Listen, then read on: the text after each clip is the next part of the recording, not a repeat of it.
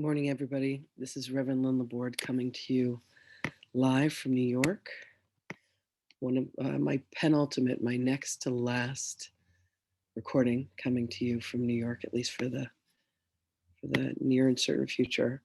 Tomorrow we head to Virginia. Very excited for the move. We're just wrapping up some packing here. We get to pick up the truck today. My friend Steve has flown up.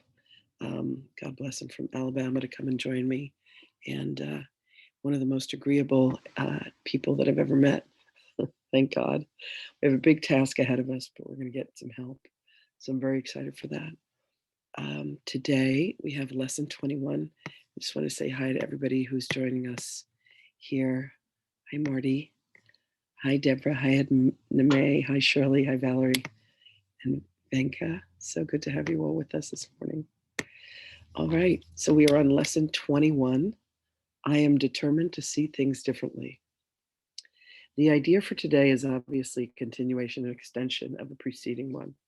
This time, however, specific mind-searching periods are necessary in addition to applying the idea to particular situations as they arrive.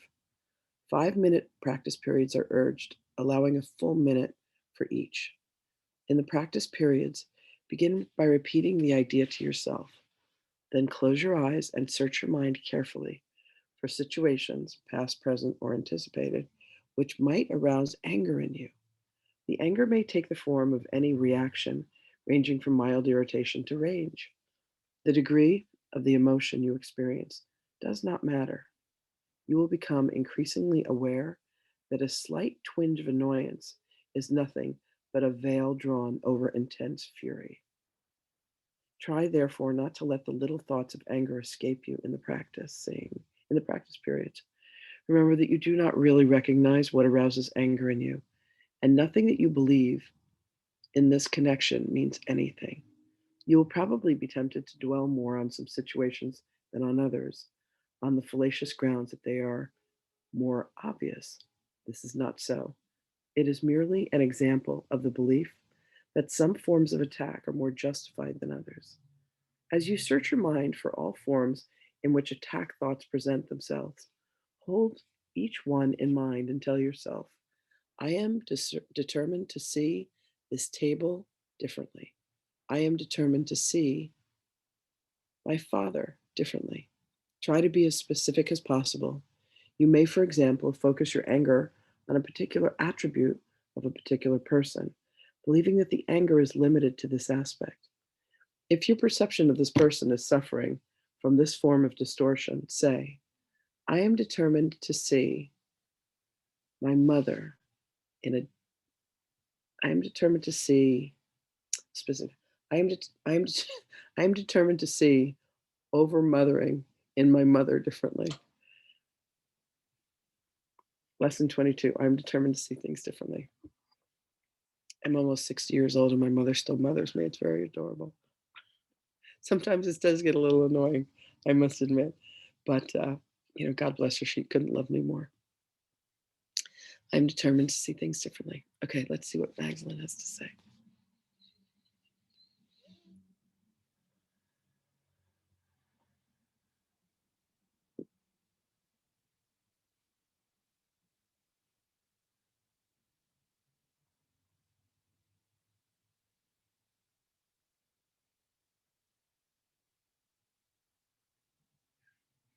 Hmm. Greetings, beloveds. You will indeed come to see through this course of study that all that you perceive has come from memories, choices, trauma, events that have occurred in the past that are then projected onto current or future circumstances. You will find yourself wanting to anticipate that someone is a particular way, that a circumstance is occurring in a particular manner. But understand, beloveds, that all exists in a field of neutrality. And what you do is you assign, you relegate, you label a certain person to be a certain way.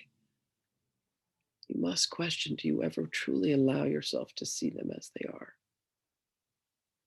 That which engenders and brings up fear, that which engenders and brings up anger and rage, stems from a choice other than love. For what underlies the anger is fear. When there is a choice for love, the anger completely disappears in a cloud of smoke. And what is revealed is the truth and the light and the love that underlies all. This is what you are seeking out. And for you to begin by saying that you are determined to see things differently means that you are indeed engaging the mind in a way that is not the patterned, habitual manner in which you have seen and experienced all things. When you in your mind say, I am determined to see things differently, you are choosing a different perspective. Understand, beloveds, that the God given power of the mind of God allows you to manifest every single moment of creation. And when this is done automatically, when this is done by habit, by patterns, by the ruts and the grooves held within the mind structure that the ego has created, you will time and time again continue to choose certain feelings and certain emotions. You will find that anger is engendered whenever you greet a circumstance that appears to be like another. You must begin to separate for yourself, beloveds, the wheat from the shaft. You must begin to bring yourself to bear, bring yourself to the presence with love and say, is what I'm seeing real? Allow me to see things differently. Help me to see things differently. And when you find yourself stuck, beloveds, call out for help. Call out by name. Ask the Holy Spirit to come and allow you to perceive in a whole new manner. Allow your consciousness to shift from that of the egoic mind to that of the Christ mind. Begin to allow yourself to see things differently. You have many, many, many incarnational cycles that have allowed you to see that something is the way that it is. A person's behavior. This beloved one refers to her Blessed Mother, who has nothing but love, and yet continues to see her children in a certain manner. What if you could allow yourself to see your children through the eyes of love, not through the eyes of judgment, not through the habits, ways in which they have always performed and done and said and spoken and acted in certain circumstances? What if you could allow yourself to see parents and siblings and mates and spouses and all beings through different eyes? What if you could ask to see life differently through the eyes of love? Allow your prayer to be, beloved, I am willing to see things differently. I am willing to see through the eyes of love and put on love glasses and walk through your day and allow yourself to see things differently. You will be quite surprised. You will be quite amazed at what is available to you. For when you see through love rather than seeing through fear, you have allowed yourself the ultimate transformation of releasing and relinquishing the egoic mind that looks to protect, looks from a position of fear. How must I perpetuate and keep myself alive? Ah, this is to be feared. Ah, this is to be avoided. Ah, this makes us angry. What if all of that was illusory, beloveds? And you could allow yourself in any given circumstance to say, allow me to see this through the eyes of love. Allow me to feel this through the heart of love. You would bring yourself to a field of neutrality, to be able to say, I do not truly see what is in front of me. Allow me to look again. And if you find yourself challenged, reach out for help, reach out for assistance, beloveds, and know that we are truly always with you in all things and in all circumstances. There is no need to feel that you are alone, ever. For the love that you are burns brightly within, like a candle, like the sun, and it is never extinguished. In your determination to see things differently, you will indeed accomplish this. You are using the will that was God given to you to bring yourselves to bear in each circumstance.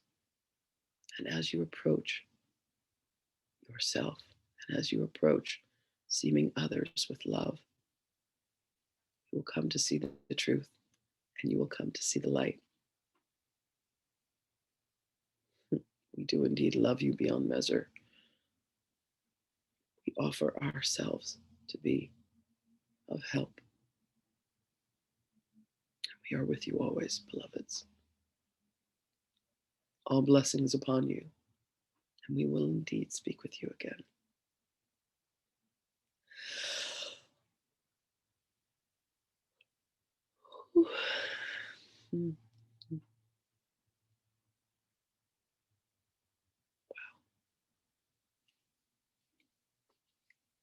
That love is gorgeous.